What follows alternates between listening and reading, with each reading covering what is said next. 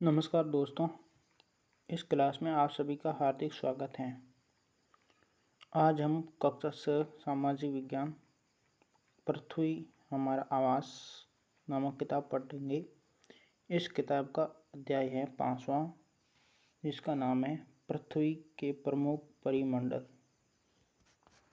इस अध्याय को शुरुआत करने से पहले आप सभी का मैं ये निवेदन करता हूँ कि मेरे इस YouTube चैनल को सब्सक्राइब कीजिए, वीडियो को लाइक कीजिए और शेयर कीजिए और ज़्यादा से ज़्यादा कमेंट कीजिए। तो देखिए, जैसा कि आप पहले अध्याय में पढ़ चुके हैं कि पृथ्वी एकमात्र ऐसा ग्रह है जहाँ जीवन है। मानव यहाँ जीवित रह सकता है क्योंकि जीवन के लिए आवश्यक तत्व भूमि, जल तथा हवा पृथ्वी पर मौजूद हैं। पृथ्वी की सतह ऐसी है जिसमें पर्यावरण के 3 महत्वपूर्ण घटक आपस में मिलते हैं तथा एक दूसरे को प्रभावित करते हैं। पृथ्वी का ठोस भाग जिस पर हम रहते हैं उसे भूमंडल कहते हैं। क्या कहते हैं? भूमंडल। कहा जाता है कि गैस की परतें जो पृथ्वी के चारों ओर से घेरती है उसे वायुमंडल कहा जाता है, जहाँ ऑक्सीजन, नाइट्रोजन, कार्बन डाइऑक्साइड तथा दूसरी गैसें पाई जाती हैं। पृथ्वी के बहुत बड़े भाग पर जल पाया जाता है जिसे जल मंडल कहा जाता है। जल मंडल में जल की सभी अवस्थाएं जैसे बर्फ, जल एवं जल वाष्प सम्मिलित हैं। जीवमंडल एक सीमित क्षेत्र है जहाँ स्थल, जल एवं हवा एक साथ मिलते हैं, जहाँ सभी प्रकार के जीवन पाए जाते हैं। नेक्स्ट है भूमंडल। पृथ्वी के ठोस भाग को भूमंडल कहा जाता है। यह भूप्रपटल की चट्टानों तथा मिट्टी की पतली परतों का बना होता है जिसमें जीवों के लिए पोषक तत्व पाए जाते हैं। पृथ्वी की सतह को 2 मुख्य भागों में बांटा जा सकता है। बड़े स्तरीय भूभागों को महाद्वीपों के नाम से जाना जाता है तथा बड़े जलाशयों को महासागरीय बेसिन के नाम से जाना जाता है। विश्व के सभी महासागर आपस में एक दूसरे से जुड़े हुए हैं। चित्र 5.1 में विश्व के मानचित्र को देखिए। क्या सभी स्तरीय भूभाग एक दूसरे से आपस में जुड़े हुए हैं? समुद्री जल का तल सभी जगह समान होता है। स्थल की ऊंचाई को समुद्र तल से मापा जाता है जिसे शून्य माना जाता है। विश्व का सबसे ऊंचा शिखर माउंट एवरेस्ट समुद्र तल से 8,848 मीटर ऊंचा है। विश्व का सबसे गहरा भाग प्रशांत महासागर का मेरियाना गर्त है जिसकी गहराई 11,022 मीटर है। क्या आपने कभी कल्पना की है कि समुद्र की गहराई पृथ्वी के सबसे ऊंचे भाग से इतनी अधिक भी हो सकती है? नेक्स्ट है महाद्वीप। पृथ्वी पर 7 प्रमुख महाद्वीप हैं। कितने महाद्वीप हैं? 7। ये विस्तृत जल राशि के द्वारा एक दूसरे से अलग है। ये महाद्वीप हैं एशिया, यूरोप, अफ्रीका, उत्तर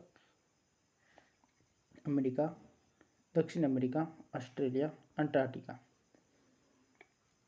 नेक्स्ट है एशिया विश्व का सबसे बड़ा महाद्वीप है। यह पृथ्वी के कुल क्षेत्रफल के 1/3 भाग में फैला है। विश्व का सबसे बड़ा महाद्वीप कौन सा? एशिया, और 1/3 भाग पर फैला है। यह महाद्वीप पूर्वी गोलार्ध में स्थित है। कर्क रेखा इस महाद्वीप से होकर गुजरती है। एशिया पश्चिम में यूराल पर्वत हैं जो इसे यूरोप से अलग करता है। यूरोप एवं एशिया के संयुक्त भाग को यूरेशिया, यूरोप एशिया कहा जाता है। यूरोप एशिया से बहुत छोटा है। यह महाद्वीप एशिया के पश्चिम में स्थित है। आर्कटिक पर्वत इससे होकर गुजरता है। ये 3 तरफ से जल से घिरा है। विश्व के मानचित्र को देखिए और इसकी स्थिति का पता लगाइए।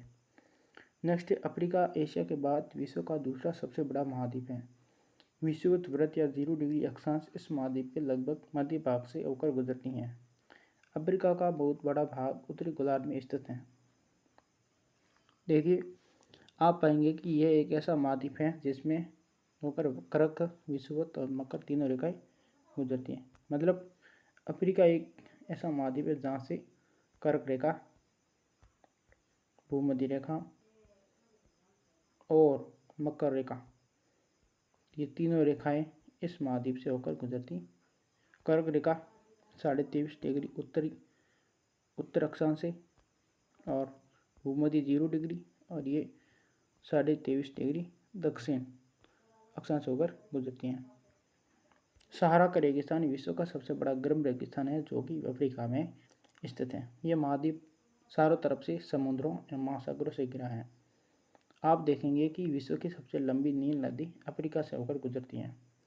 अफ्रीका का मानचित्र देखिए और बताइए कि कर्क रेखा, मकर रेखा तथा विषुवत वृत्त इसके किन किन भागों से होकर गुजरती हैं। उत्तर अमेरिका विश्व का तीसरा सबसे बड़ा महाद्वीप है। यह दक्षिण अमेरिका से एक संकरी स्तर से जुड़ा है जिसे पनामा स्तर संधि कहा जाता है। यह महाद्वीप पूरी तरह से उत्तरी एवं पश्चिमी गोलार्ध में स्थित है। यह महाद्वीप 3 महासागरों से घिरा है। क्या आप इन महासागरों के नाम बता सकते हैं? दक्षिण अमेरिका का अधिकांश भाग दक्षिणी गोलार्ध में स्थित है। इसके पूर्व एवं पश्चिम में कौन से 2 महासागर स्थित हैं? विश्व की सबसे लंबी पर्वत श्रृंखला एंडीज इसके उत्तर से दक्षिण की ओर फैली है। दक्षिण अमेरिका में विश्व की सबसे बड़ी नदी अमेजन बहती है। ऑस्ट्रेलिया विश्व का सबसे छोटा महाद्वीप है जो कि पूरी तरह से दक्षिण गोलार्ध में स्थित है। ये चारों तरफ से महासागरों तथा समुद्र से घिरा है। इसे द्वीपीय महाद्वीप कहा जाता है। नेक्स्ट है अंटार्कटिका का एक बहुत बड़ा महाद्वीप है जो कि दक्षिण गोलार्ध में स्थित है। दक्षिण ध्रुव इस महाद्वीप के मध्य में स्थित है। चूँकि यह दक्षिण ध्रुव क्षेत्र में स्थित है इसलिए यह हमेशा मोटी बर्फ की परतों से ढका रहता है। यहाँ किसी भी प्रकार का स्थायी मानव निवास नहीं है। बहुत से देशों के शोध केंद्र यहाँ स्थित हैं। भारत के भी शोध संस्थान यहाँ हैं। इनका नाम है मैत्री तथा दक्षिण गंगोत्री। नेक्स्ट है जलमंडल। पृथ्वी को नीला ग्रह कहा जाता है। पृथ्वी का 71% भाग जल तथा 29% भाग स्थल है। जलमंडल में जल के सभी रूप उपस्थित हैं। इसमें महासागर एवं नदियाँ, झीलें, हिमनदियाँ, भूमिगत जल तथा वायुमंडल की जल वाष्प सभी सम्मिलित हैं। पृथ्वी पर पाए जाने वाले जल का 97% से अधिक भाग महासागरों में पाया जाता है एवं वह इतना अधिक खारा होता है कि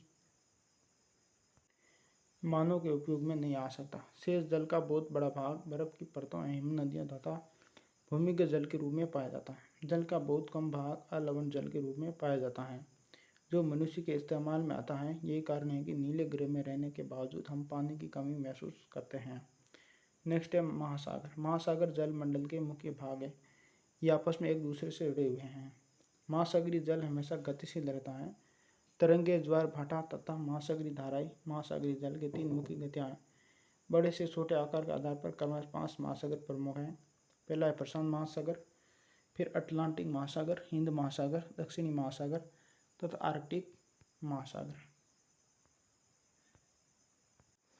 प्रशांत महासागर सबसे बड़ा महासागर है। ये पृथ्वी के 1/3 भाग पर फैला है।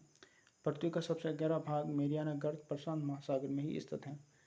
प्रशांत महासागर लगभग वृत्ताकार है। एशिया, ऑस्ट्रेलिया, उत्तर एवं दक्षिण अमेरिका इसके चारों ओर स्थित हैं। चित्र 5.1 को देखिए तथा प्रशांत महासागर के चारों ओर इन महाद्वीपों की स्थिति का पता लगाइए। अटलांटिक महासागर विश्व का दूसरा सबसे बड़ा महासागर है। ये अंग्रेजी भाषा के एस अक्षर के आकार का है। इसके पश्चिमी किनारे पर उत्तर दक्षिणी अमेरिका है तथा पूर्वी किनारे पर यूरोप व अफ्रीका है। अटलांटिक महासागर की तट रेखा बहुत अधिक दंतुरित है। ये अनियमित एवं दंतुरित तट रेखा प्राकृतिक पोताश्रय एवं पतनों के लिए आदर्श स्थिति है। व्यापार की दृष्टि से ये सबसे व्यस्त महासागर है। हिंद महासागर की एक ऐसा महासागर है जिसका नाम किसी देश के नाम पर यानी भारत के नाम पर रखा गया है। यह महासागर लगभग त्रिभुजाकार है। इसके उत्तर में एशिया, पश्चिम में अफ्रीका तथा पूर्व में ऑस्ट्रेलिया स्थित है। दक्षिण महासागर अंटार्कटिका महाद्वीप को चारों ओर से घेरता है। यह अंटार्कटिका महाद्वीप से उत्तर की ओर 60 डिग्री दक्षिणी अक्षांश तक फैला हुआ है। आर्कटिक महासागर उत्तर ध्रुव व्रत में स्थित है तथा ये उत्तर ध्रुव के चारों ओर फैला है। यह प्रशांत महासागर से छिछले जल वाले एक संकरे भाग से जुड़ा है जिसे बेरिंग जल संधि के नाम से जाना जाता है। यह उत्तर अमेरिका के उत्तरी तटों तथा यूरेशिया से घिरा है। नेक्स्ट है वायुमंडल। हमारी पृथ्वी चारों ओर से गैस की एक परत से घिरी हुई है जिसे वायुमंडल कहा जाता है। वायु की यह पतली परत इस ग्रह का महत्वपूर्ण अटूट भाग है। यह हमें ऐसी वायु प्रदान करती है जिससे हम लोग सांस लेते हैं। यह वायुमंडल हम लोगों को सूर्य की कुछ हानिकारक किरणों से बचाता है। वायुमंडल 1600 किलोमीटर की ऊंचाई तक फैला है। वायुमंडल को उसके घटकों, तापमान तथा अन्य के आधार पर 5 परतों में बांटा जाता है। इन परतों को पृथ्वी की सतह से शुरू करते हुए सौरमंडल, समता मंडल, मध्य मंडल, आयन मंडल तथा बहिर्मंडल कहा जाता है। वायुमंडल मुख्यतः ऑक्सीजन एवं नाइट्रोजन का बना है, जो कि साफ तथा शुष्क हवा का 99% भाग है। आयतन के अनुसार नाइट्रोजन 78%, ऑक्सीजन 21% तथा दूसरी गैसें जैसे कार्बन डाइऑक्साइड, आर्गन इत्यादि की मात्रा 1% है। ऑक्सीजन सांस लेने के लिए आवश्यक है, जबकि नाइट्रोजन प्राणियों की वृद्धि के लिए आवश्यक है। कार्बन डाइऑक्साइड यद्यपि बहुत कम मात्रा में है, लेकिन ये पृथ्वी के द्वारा छोड़ी गई ऊष्मा को अवशोषित करती हैं, जिससे पृथ्वी गर्म रहती है। ये पौधों की वृद्धि के लिए भी आवश्यक है। ऊंचाई के साथ वायुमंडल के घनत्व में भिन्नता आती है। ये घनत्व समुद्री तल पर सबसे अधिक होता है तथा जैसे जैसे हम ऊपर की ओर जाते हैं, ये तेजी के साथ घटता जाता है। आप जानते हैं कि पहाड़ों पर पर्वतारोहियों को हवा के घनत्व में कमी होने के कारण सांस लेने में कठिनाई होती है। ऊंचाई पर सांस लेने के लिए उन्हें अपने साथ ऑक्सीजन सिलेंडर लेकर जाना पड़ता है। जैसे जैसे हम ऊपर की ओर जाते हैं, तापमान भी घटता जाता है। वायुमंडल पृथ्वी पर दबाव डालता है। यह एक स्थान से दूसरे स्थान पर अलग अलग होता है। कुछ क्षेत्रों में हमें अधिक दाब महसूस होता है, जबकि कुछ क्षेत्रों में कम। वायु उस दाब से निम्न दाब की ओर बहती है। गतिशील वायु को पवन कहा जाता है। नेक्स्ट है जीवमंडल। जीवमंडल स्थल, जल तथा हवा के बीच का एक सीमित भाग है। यह वह भाग है जहाँ जीवन मौजूद है। यहाँ जीवों की बहुत सी प्रजातियाँ हैं, जो कि सूक्ष्म जीवों तथा बैक्टीरिया से लेकर बड़े स्तनधारियों के आकार में पाई जाती हैं। मनुष्य सहित सभी प्राणी जीवित रहने के लिए एक दूसरे से तथा जीवमंडल से जुड़े हुए हैं। जीवमंडल के प्राणियों को मुख्य दो भागों, जंतु जगत एवं पादप जगत में विभक्त किया जा सकता है। पृथ्वी के ये तीनों परिमंडल आपस में पारस्परिक क्रिया करते हैं तथा एक दूसरे को किसी न किसी रूप में प्रभावित करते हैं। उदाहरण के लिए, लकड़ी तथा खेती के लिए वनों को काटा जाए तो इससे ढलुआ भाग पर मिट्टी का कटाव तेजी से होने लगता है। इसी प्रकार प्राकृतिक आपदाएं जैसे भूकंप से पृथ्वी की सतह में परिवर्तन हो जाता है। हाल ही में सुनामी के कारण अंडमान और निकोबार द्वीप समूह का कुछ भाग पानी में डूब गया। झीलों तथा नदियों में दूषित पदार्थों के प्रभावित होने से उनका जल मानव के इस्तेमाल के लायक नहीं रह जाता है।